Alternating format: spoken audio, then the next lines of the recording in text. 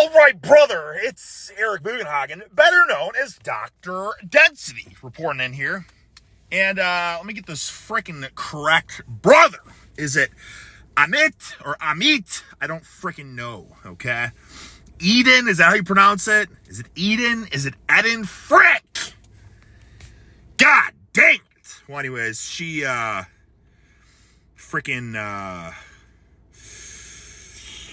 requested this message 7 days ago, brother. Okay? And great gal you got there. Wishing you a happy birthday. Turning 26. But she didn't freaking have the pronunciation. What she did say is that you're the freaking boyfriend.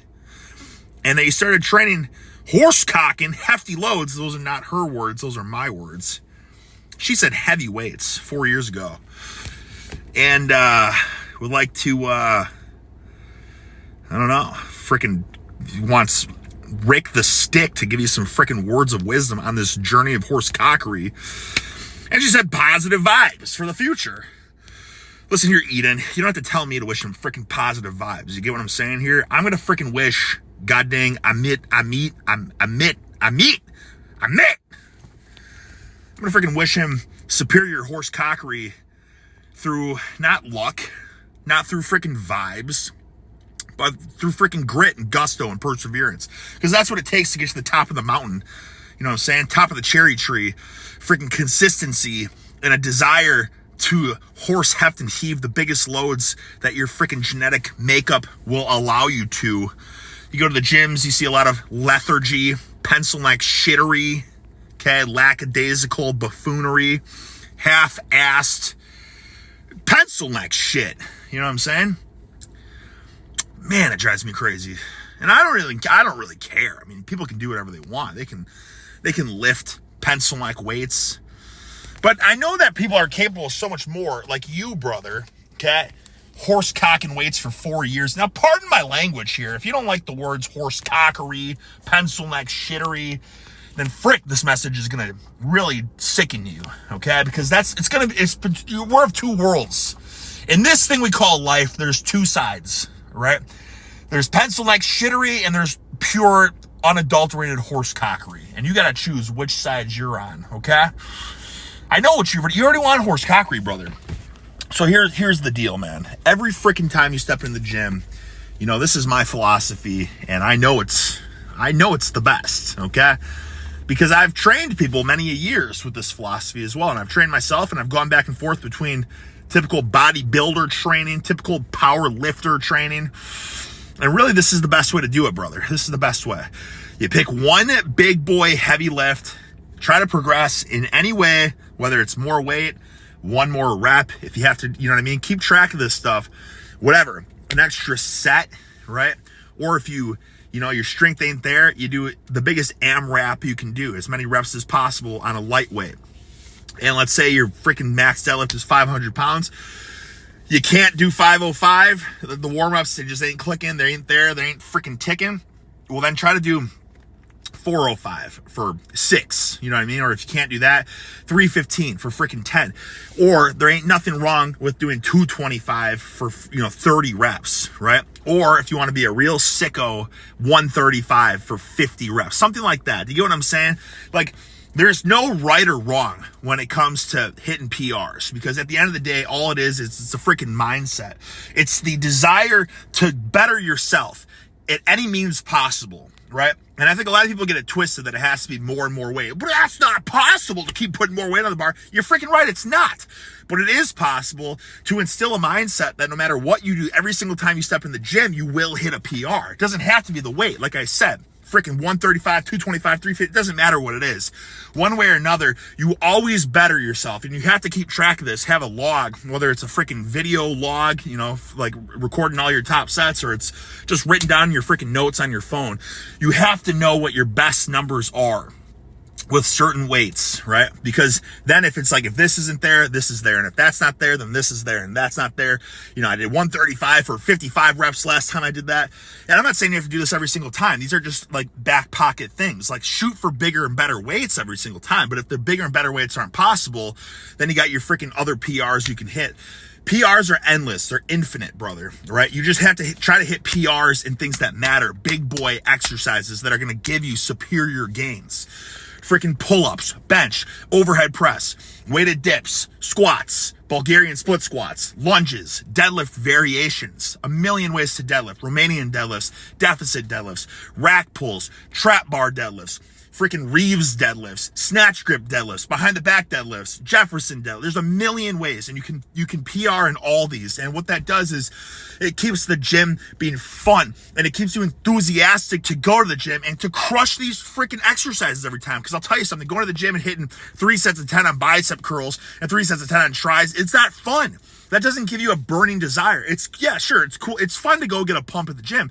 Nobody's saying it's not fun to get a pump, but it's equally, if not more fun, to hit big horse-cocked weights and to feel stronger and that you're bettering yourself and that when you have a goal, you see it through and you fulfill this goal. And then afterwards, hey, get a freaking pump. No one's telling you not to get a pump afterwards, right?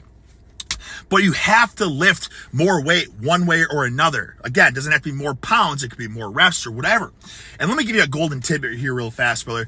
Don't ever underestimate pull-ups, okay? And they don't have to be weighted pull-ups. A lot of people say weighted pull-ups. No, they don't have to be weighted pull-ups, dude. One of the classic things from the freaking Arnold training that I did this 26 years ago. I started doing the Arnold Encyclopedia of Bodybuilding training or whatever, 26 years ago. The program, it's not sustainable. It's way too much volume, and it's all great exercises for the most part because this is the 70s. There ain't no BS comfy machines.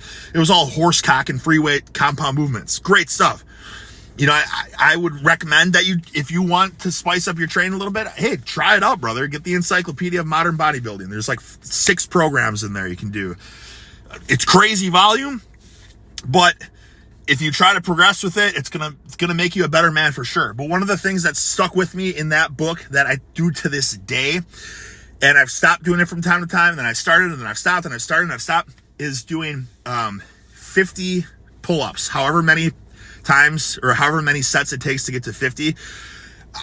Brother, I'll do that almost every single workout. And when I start doing that again, after I stop, my lats are so freaking sore, okay? And I've done a million things. I've done super heavy T-bar rows. I've done zillions of lat pull-downs. I've done zillions of freaking hammer strength rows, seated cable rows. I've done all these back exercises, but there's something about hitting the 50 pull-ups. Because if you can do 50 in 2 sets of 25, that shit's going to burn you up. But if it takes you 5 sets of 10, or it takes you freaking, 8 sets of what would the math be? 7, 6, or 7 or whatever like that, then so be it too. And then the thing is, eventually, make now 50 turns into the goal of 60, and then 60 eventually turns into the goal of 70. Eventually turns into 100 pull-ups a workout. And it doesn't have to be like all in one set. Like, okay, now I got to do my 100 pull-ups. No, brother, space it out throughout your workout. One of the things I like to do, if it's not within one continuous like set to get to 50, is like I'll do 50 at the start and then I'll do 50 at the end, right? Or just sprinkle it throughout your workout too. Because honestly, pull-ups they're only gonna help everything you do. If you're deadlifting, pull-ups are gonna get your freaking back pumped and juicy and voluptuous for deadlifts. If you're benching, pull-ups are gonna help your freaking back get tighter and more stout, get the blood flow. It'll help your bench feel more stabilized. Obviously for back training in general. For biceps, it's a freaking secondary movement that's going to hit your arms, give your forearms extra girth, right? Brother, that's like one of the best pieces of advice I can give you. On top of that as well, sprinkle in front squats the more you can too. Everyone wants a big back squat because they want to squat as much weight as possible. But I'm telling you something right now, if you can front squat a lot of weight, it's more impressive than back squatting. So if you can front squat 405, in my opinion, that's more impressive than back squatting 495. You understand what I'm saying? Now, why do I think this is important to do?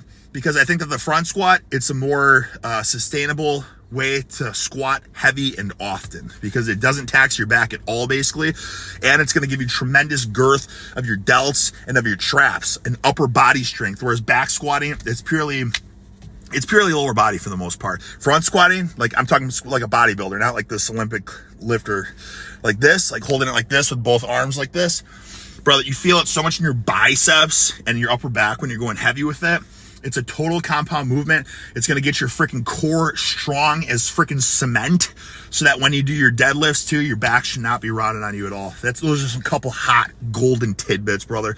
That better get you freaking fired the hell up. 26 years old. You got the whole world as your oyster ahead of you, a young spring chicken. I got 11 years on your ass. I'm 37 years old. When I was 26, I wouldn't say I was a pencil neck. I was like 240, but I was, not nearly as strong as I am now. And my whole point when I say that is you have so much progress ahead of you. You're only 4 years deep in your training. I gotta suck down this pre-workout, brother. I'm burping it up. I gotta suck it down. I'm burping it up. All right, I'm trying to get fired the hell up. I'm at the gym right now. I'm getting freaking just fuming right now to horse cocks and weights because I'm talking to you about it and it's getting me excited. Yeah, brother. Goals. Write goals down. You have to write them down. You have to know what you're shooting for. You have to know what you're striving for.